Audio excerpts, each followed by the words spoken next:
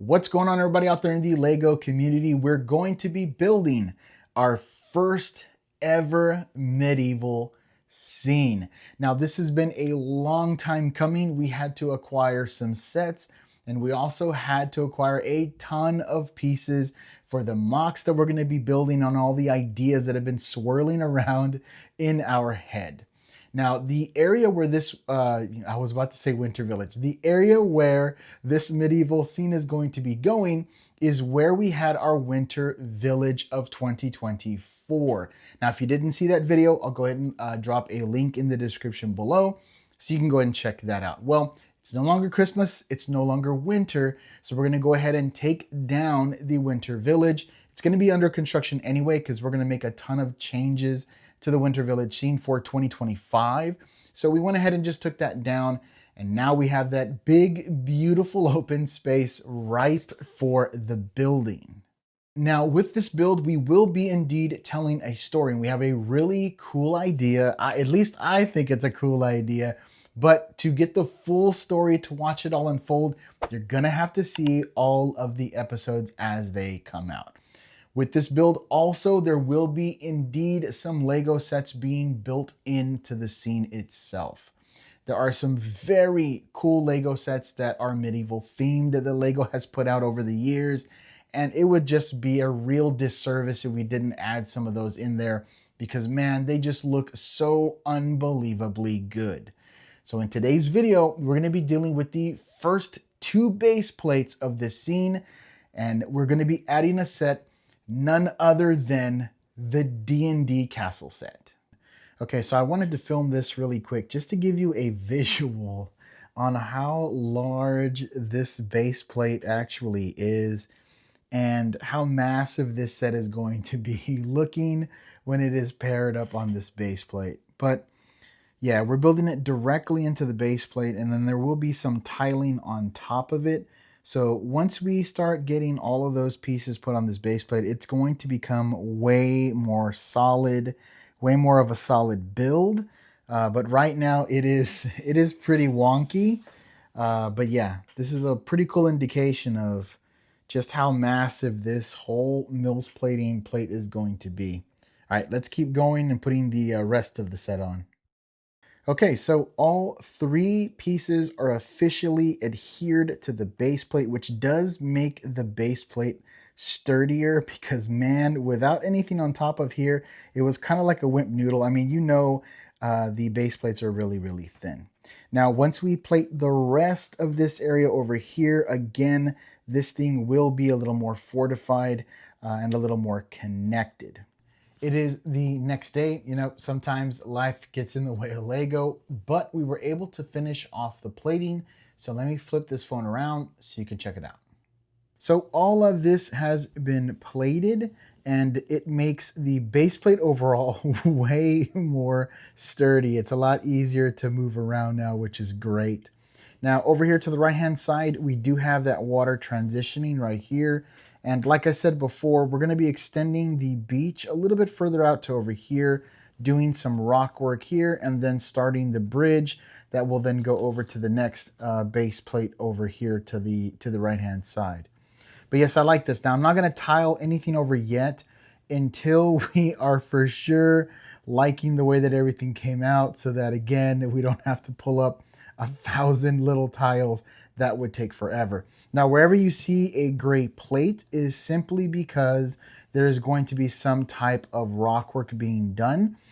So, you know, just to kind of symbolize the bottom of it. So we're going to see how that kind of turns out.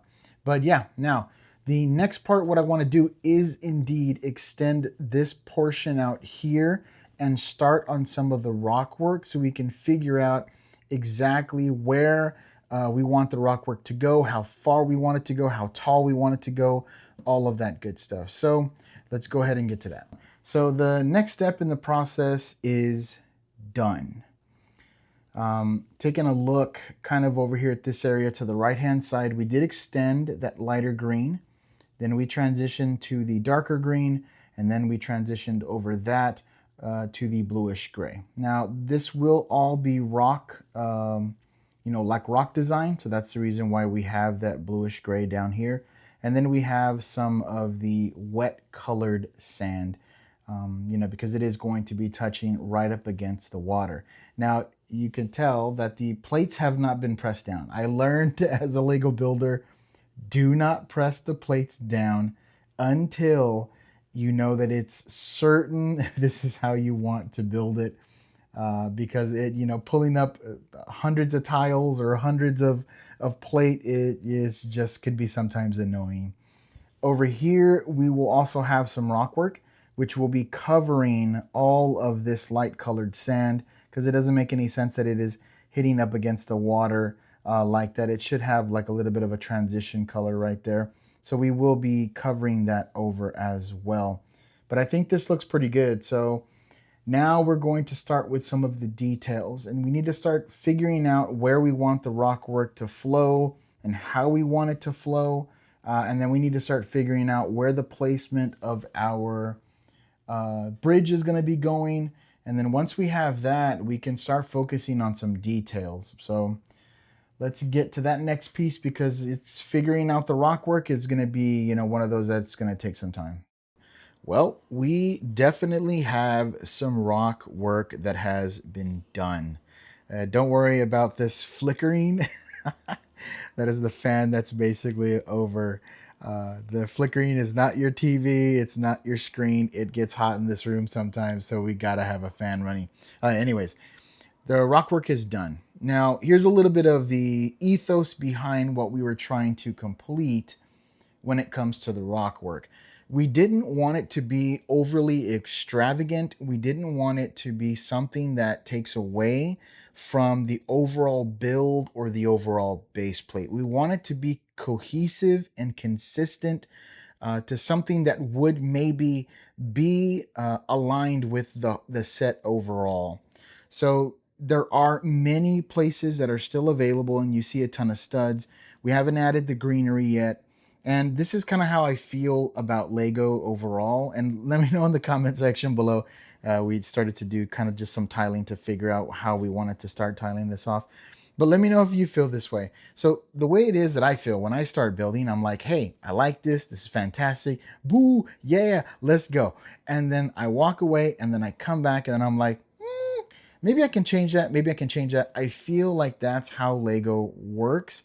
You get really enthralled with the process, and you need to step away from it to then look at it again and be like, oh, you know what? Maybe I was overthinking that, and maybe I overdid this, and maybe I overdid that. I don't know. That's how I feel when it comes to building just mocks and stuff like that in general. Sometimes you need to step away. But I like the rock work, and you have to remember, we haven't put any of the greenery in here. We haven't done any of the details, the overgrowth, and any of that stuff. So that's going to be coming next. And then we need to start figuring out what we're going to do over here for the bridge. I don't think I have enough wood pieces to build a wood bridge, so we're probably going to have to go with something that is going to be like a cement style, brick style bridge. Starting from here and then going over. Okay, all right. So I think this is good. I'm gonna call this rock version 1.0. It may change a little bit, but it's not going to change significant to where the state is right now. After a long night of vibing and Lego building, I was up till about 3 in the morning, changing up some of the rock work and then adding the detail to the outside. And man, I think it came out fantastic. I added some details where things would maybe just wash up ashore, containers, stuff like that. I also did a treasure chest that basically hit this little small island in the water that just has some greenery in it, no actual treasure. And then because I was vibing so well, I just went ahead and built the bridge. So this will be the bridge that will basically cross over to the next base plate, going to the next area where there will be land. There'll be water underneath that bridge and then land at the very end over here. So yeah, things look great. I was kind of messing with some tiling. I'm not sure kind of how I want to do the tiling over here of the water, but we will get to that.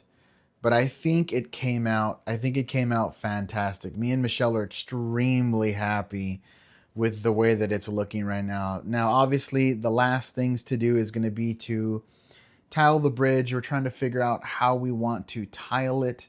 We wanted a little bit of color difference to kind of initiate, like maybe it's been raining or something like that. So you have a little bit of a wet floor there and then some tiling. And then to go ahead and tile off the water. But once we tile off the water and tile off the bridge, after that, it's just minifigs. So let's go ahead and get that done so we can go ahead and start showing you who's going to be the main villain of this keep.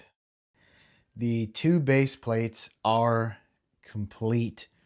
It feels very good to take this from a concept and just basically through putting down bricks and kind of just letting the bricks lead you, getting all the way to this point. So first off, we started off with the D&D set, and we did change a few things about the D&D set so that it would fit on the base plate correctly.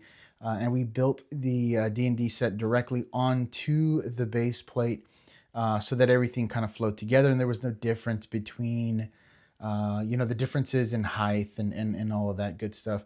So we did change a few things, but it's a great looking set, and I really don't feel like it needs to have anything dramatically different from the way that it was. So starting around here on the outside, and I'm sorry if there's any creaking noises, it's this chair that I'm on. It's terrible. I need to get a better chair. Anyways, so we added some rock work to the outside. And with the rock work and the vegetation, we wanted it to look like it would be a part of the set if the set was originally built this way. We didn't want it to be overshadowing the set, and then we didn't want the set to overshadow any of the rock work or any of the detail that we decided to put on the outside. So we have some vegetation detail, again, like the rock work that I've been saying. Then on top of that, we decided to add some pieces of just some pieces that, maybe would wash up on a shore, like maybe a chest or a box or a crate or, railing, something that would wash up on the shore. Like right here, we have a treasure chest, but there's no treasure inside. It's just greenery growing out of it. A wheel, just stuff that would wash up on a shore on a castle that is dilapidated. No one lives there anymore. And so when things wash ashore, there's nobody there to basically clean it up. So that was kind of our thought process with that. And I think it just came out, I think it came out so freaking good. Okay, now when it came to the water, we decided to tile it with 1x2s, and we decided to do the herringbone effect.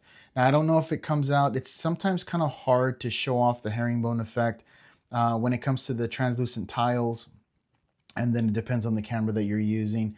So I'll try to see if I can grab some like really high-res photos to show you what that herringbone effect looks like. I'm gonna see if I can kind of scroll in a little bit.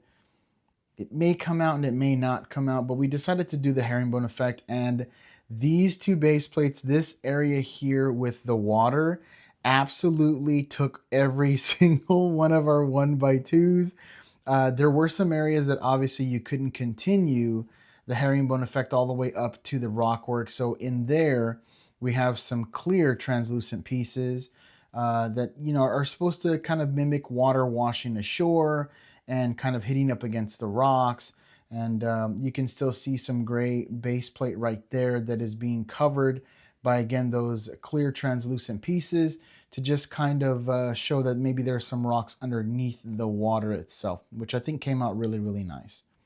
But yes, the herringbone effect is great. It came out great, but it really ate all of our 1x2s. So we're going to have to put in a massive order for 1x2s, because on this side over here, there's going to be another base plate, and this water is going to continue because of the bridge, right? So we're going to have to tile that off as well, and we just don't have those tiles. Now, looking over here at this area, in the original picture, in the original thought, we had fish that were going to be underneath the water. Looked really cool. The only problem is doing the herringbone effect. Unfortunately, there were some areas where the tile would line up perfectly with the hole that we created, and there was nothing to anchor that tile onto. So then we thought, okay, well, let's use the 1x4s that we have, same color, all that good stuff. But then we didn't have enough 1x4s to tile this entire area. So we really kind of just said, you know what, let's go ahead and remove the actual fish underneath the water, and we'll invest and try to see if we can buy some tiles that have the fish that are printed on the tiles. Also, we have something coming in that we're going to be able to print our own tiles. So you're going to have to subscribe for that, because we're going to make some videos on that. We have some really cool ideas. Yeah, but anyways, that's a little further in the future. Okay, so now we got the waterwork done. We got all that stuff tiled. We got some really nice detail vegetation. Let's take a look at the bridge that we decided to go over there. Now, when we were deciding to build this bridge, there was a couple of different things that we needed to kind of go through. Number one, did we have the parts to build specific types of bridges? The first one we were thinking about doing was going to be a dilapidated wooden bridge, and we just did not have those parts. And to get those parts, it was going to be a real crapshoot, whether the local brick and minifigs had any of those, whether we could order them, whether they were best sellers or not. So we decided just to go ahead and go with a brick built bridge and really make it look dilapidated. And that's exactly what we have here. And I think it just came out fantastic. The details are so nice in the bridge. It just came out, I don't know. Whenever we were building this, we just had smiles on our face because we knew that we had a winner. Now, when it comes to the tiles, we decided to go with something kind of simple. Obviously, we put some different color tiles there to, show that there may be some wear, some tear, some garbage, some dirt, some mud that's been trampled over this dilapidated bridge because nobody's really using it anymore. And so that stuff is going to settle on in. So that's what we kind of did all throughout there. But overall, I really like the look of it. I think it doesn't go overboard when it shows how torn down the bridge is. There's a fine line between either having too much details or not enough. And I think we hit that line. Now, I saw this piece over here. I want to kind of focus on this. And again, unfortunately, the camera can't pick it up. But right here, we have a ton of clear translucent pieces, either slopes or just plates. And it just comes out like the water is hitting up against this surface and then bouncing off of this surface. It just looks so good. Again, I'm gonna see if I can get a very good high res picture of that to kind of highlight what that looks like. But man, this just came out. It came out so good. The reveal of the villain who is going to be inhabiting this castle. Hey, I said it right. Inhabiting. Nice. Is Zazastam. I hope I'm saying that name correctly. I don't know if I am. It is the name of this character that was in the D&D series minifig that got put out. I think it's been about a year or 2 years now. But yes, now I think this character looks perfect for a necromancer. And that's exactly what this character is going to be. So from now on, we're going to be calling this character the Necromancer. So what does a Necromancer do if you're not familiar with like gaming or ARPGs, which both me and Michelle are very much into?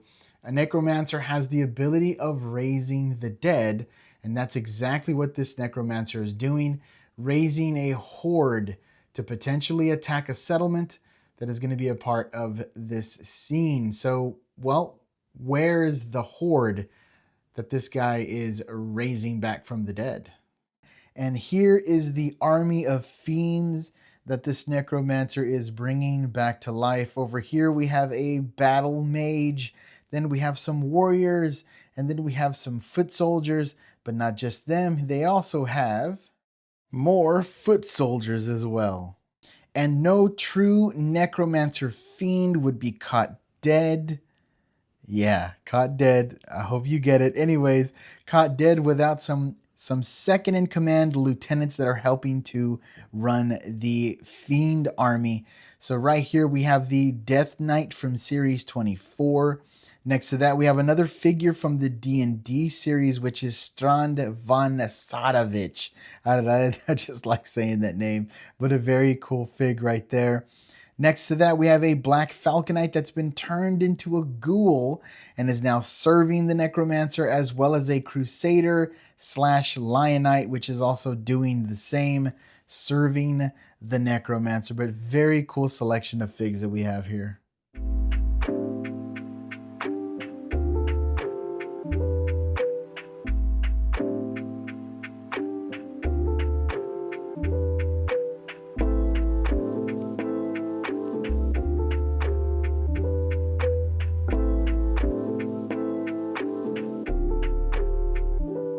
We hope you enjoyed the video of the building of the first 2 base plates in our medieval scene, and I'm actually editing that video right over there in the background. We've also started work on the next 2 base plates and just a little bit of a sneak peek on what's going to be on those next 2 base plates.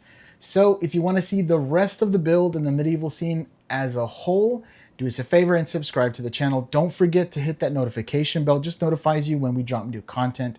Let us know in the comment section below, what did you think about these first 2 base plates? And as always, while you're out there hunting for Lego, looking for that perfect set for you, be safe out there, and we'll see you in the next one.